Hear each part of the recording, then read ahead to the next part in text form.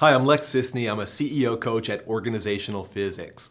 What's your management style and how does it relate to other styles? It's a million-dollar question because management styles are all around us. Each of us must manage our relationships, our activities, and the world around us. And what you'll notice is that each of us has developed a unique style in how we go about managing things. One way to conceptualize a management style is to understand that each of us must have this balance. Sometimes we've got to drive forward change. And other times we have to respond to change. And sometimes we're focused on the big picture, and other times we're focused on the tasks and the parts that make up the system that we're managing. Each of us has learned to kind of shape and respond to the environment and focus on the big picture and focus on the parts in a unique way. And there's some pattern recognition that we can do.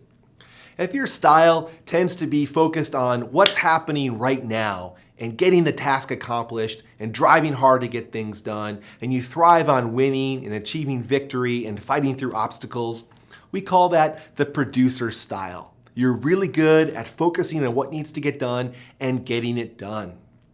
On the other hand, if you are better at responding to change and make things orderly and efficient and controllable and high quality, you're focused on how to do things the right way, we call that the stabilizer style. On the other hand, if you get excited about creating disruptive change and being creative and finding those creative solutions to complicated problems and disrupting the status quo, we call that the innovator style. You're really good at being disruptive and creative and finding those creative solutions.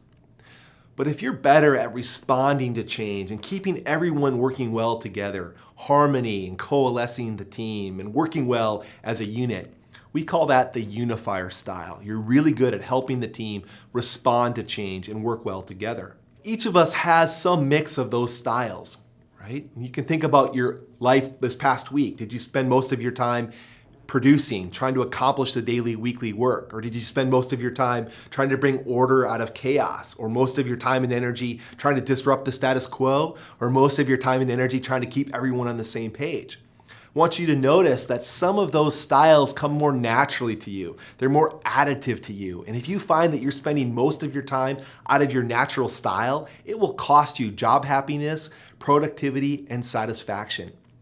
So the secret to having more productivity and happiness in yourself and others is to recognize what style comes naturally to you and complement yourself with others who are stronger where you're weak.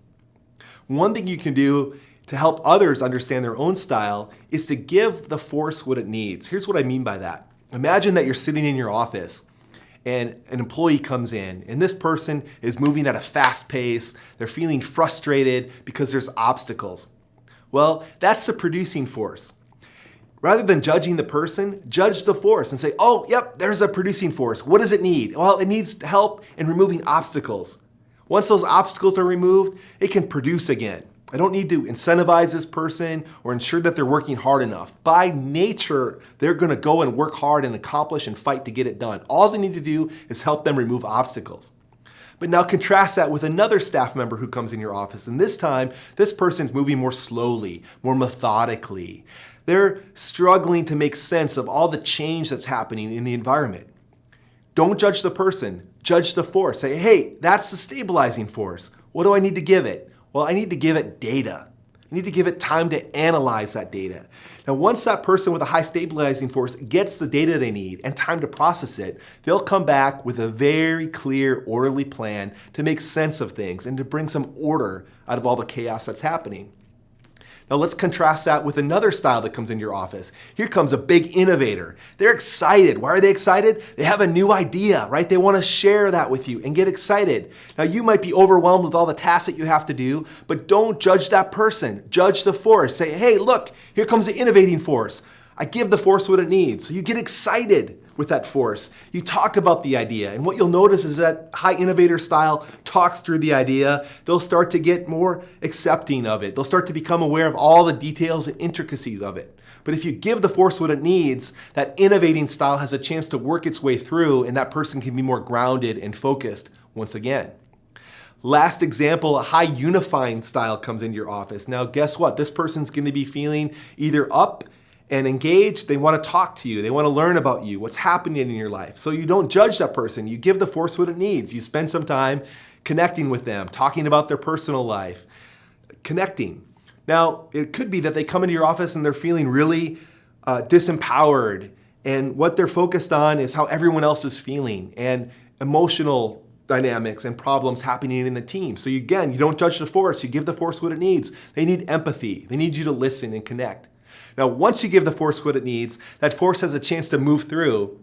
That employee, that staff member now has an opportunity to be more grounded and focused and execute on their daily tasks.